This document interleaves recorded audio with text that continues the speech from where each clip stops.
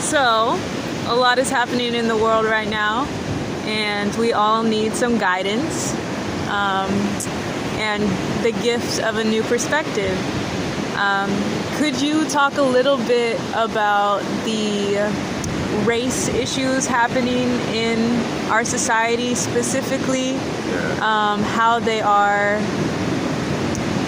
making division between white and black people, specifically also men, white and black men? Thank you. Good question. That's a big question. Well, the system has many ways to do this, okay? One of the ways is through MTV, all the stuff, they over-sexualize black men as like sex objects, but that's what they do. Like, oh, you're very athletic, body, physical body, like you're stronger in your body, and you're more sexual, whatever it is. They put that image on one race. They put another image on a different race. They'll say, oh, you guys are good providers. You're that race, white, Asian, whatever.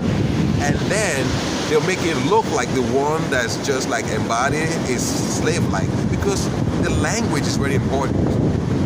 When they have the language saying that, oh, help the black man, poor, they're just empowering the black man. That's what they're doing.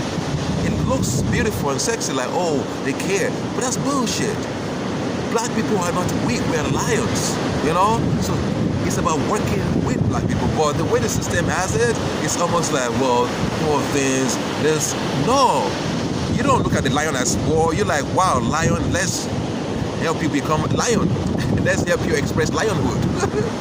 It's not like, oh, poor things. It's more like, wow, and all of us are lions. So when you have two groups like that, whether white or whatever, and say one is over-sexualized, we're all sexual beings, but when you take one and over-sexualize it, you say the other one, we just work. It creates a resentment in both of them. One of them keeps pointing fingers and saying, oh, you guys have all the power. The other one is saying, well, you guys are the athletes, you are the sexual people. Each is not a full human being. Everybody wants to be all of it. So when you say that person is only this is only that, it creates subconscious resentment. You are my enemy. Whereas the system transcends these colors. I know people think I'm crazy when I say this, but this is real. The people controlling this sense, they use black, white, everybody to cause chaos and division. They say, oh, you're good at it, you're good at that, you're good at this. We are individuals. We're individuals. Some people are more sexual, some are intellectual, but each is equal. It's not better or worse. But when they make it like a racial thing, and they say this race is like that, they know what they're doing. We're individuals. And another way game they play is keeping people primal. Nothing wrong with being primal, but you also have to be balanced with presence, critical thinking. Otherwise, one is, I don't know, you can unleash them against each other. People talk about dog watchers, people that use dogs to fight. I'm like, what do you think is being done to humanity? That tribe against that tribe, those people, it is like dog fight. It's insane.